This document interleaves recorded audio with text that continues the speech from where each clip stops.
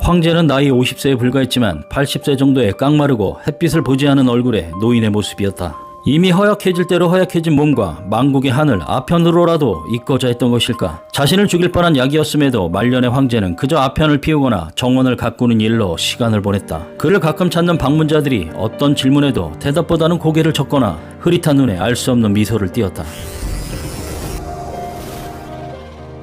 순종은 세자 시절부터 신문물을 신기해했다. 그래서 국가의 시계 등 여러 물건들을 수집해 왕실 재정에 다소 부담을 주기도 했다. 상당한 독서광으로 다른 가문의 족보를 달달 외울 정도로 기억력이 뛰어났고 그 자리에서 어떤 사람이든 본관과 이름만 듣고도 상대의 학렬을 알아내 몇 대손인지 맞히는 것은 물론 그 사람의 직계 조상들까지 줄줄 읊을 수 있었다고 한다. 지독한 근시였음에도 불구하고 아버지 고종 앞에서는 절대 안경을 착용하지 않았다. 당시 기준으론 상당히 무례한 행동이었기 때문이다. 왕실 주치의였던 알렌은 순종을 탐탁지 않아 했는데 순종이 지능이 낮았다고 하며 이는 당시 조선에서도 널리 퍼져 있는 소문이었다. 순종이 바보가 된 이유는 거의 죽음 일보 직전까지 가게 한 김홍육 독다 사건의 후유증으로 보았다. 그 이후 평생 고통에 시달릴 정도로 매우 병약했고 이는 자신감 결여로 이어졌다. 가까운 주변 인물들은 나름대로 명석하다는 평도 내렸지만 이미 대외적 이미지가 그저 바보로 굳어져 버렸다. 순종주기 이듬해인 1908년에는 동양척식 주식회사가 설립되어 일본의 경제적 침탈은 더욱더 가속화되었다. 이완용 주도로 그간 조선 왕조에서 간신 역신으로 취급받았던 자들의 사면 복권이 이루어지기도 했다. 나라가 멸망 직전으로 치닫고 있는 가운데 각지의 의병들은 들고 일어나 이기지 못할 걸 알면서도 싸우고 있었다. 그 심정이란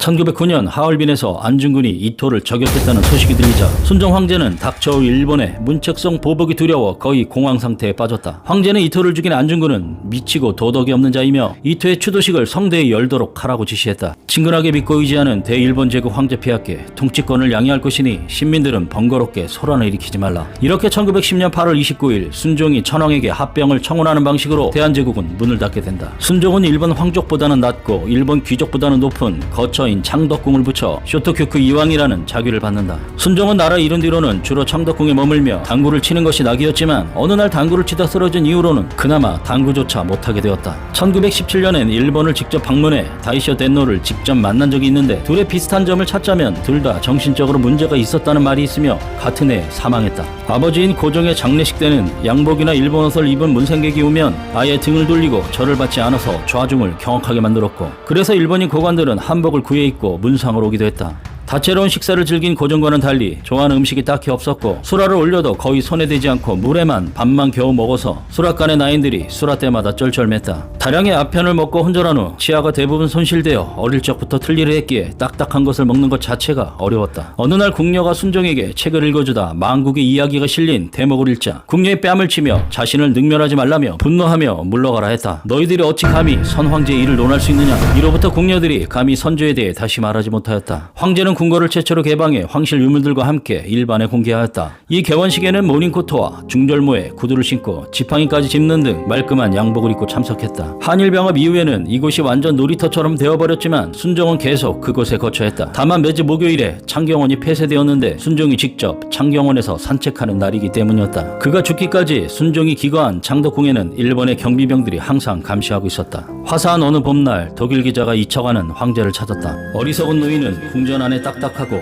불편한 의자에 앉아 있었고 그 방은 양탄자가 있고 중국 도자기로 장식돼 있었다. 그는 떨리는 손으로 자신의 수염을 만지면서 그의 힘없는 눈이 나를 주시했다. 통역자가 나에 대해 이야기했으나 그는 듣는 것 같지 않았다. 황제는 너무 말라 있었는데 마치 해골을 보는 것처럼 혹은 아편을 피우는 사람한테서 볼 수 있는 상태였다. 그는 검은색 겉옷을 입었고 그 안에 자줏빛 회색 다리를 볼 수 있었다.